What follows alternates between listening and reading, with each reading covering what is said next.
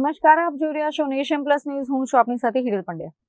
વડોદરા મહાનગરપાલિકાની ચૂંટણીના રણ મેદાનમાં હવે પક્ષ પલટાની મોસમ ખીલી છે, જેમાં ભાજપના પૂર્વ શહેર યુવા મોરચાના કારોબારી સભ્ય અને વોર્ડ નંબર 3ના પૂર્વ ઉપપ્રમુખ આકાશ પટેલે આજે સત્તાવાર રીતે કોંગ્રેસનો છેડો પકડ્યો છે. વડોદરાના વોર્ડ નંબર 3માં ભાજપની રણનીતિને આજે મોટો ઝટકો લાગ્યો છે. લાંબા સમયથી ભાજપમાં સક્રિય અને યુવા મોરચામાં પકડ ધરાવતા આકાશ પટેલે આજે પક્ષ સાથે તમામ સંબંધો તોડી નાખ્યા છે. આકાશ પટેલે શહેર કોંગ્રેસ પ્રમુખના હસ્તે વિધિવત રીતે પક્ષમાં પ્રવેશ કર્યો છે. આ પ્રસંગે વોર્ડ નંબર 3ના કોંગ્રેસના તમામ ઉમેદવારોની હાજરીએ આ કાર્યક્રમમાં વિશેષ શક્તિ પ્રદર્શન જેવો માહોલ સર્જ્યો હતો.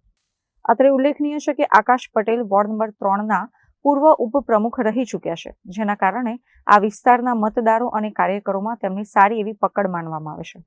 કોંગ્રેસમાં જોડાતાની સાથે જ તેમણે આગામી ચૂંટણીમાં કોંગ્રેસના ઉમેદવારોને વિજયી બનાવવાની નેમ વ્યક્ત કરી છે.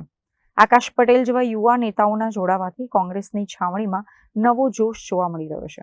આ પક્ષ પલટાથી કોંગ્રેસને કેટલો ફાયદો થશે એ હવે જોવાનું રહ્યું.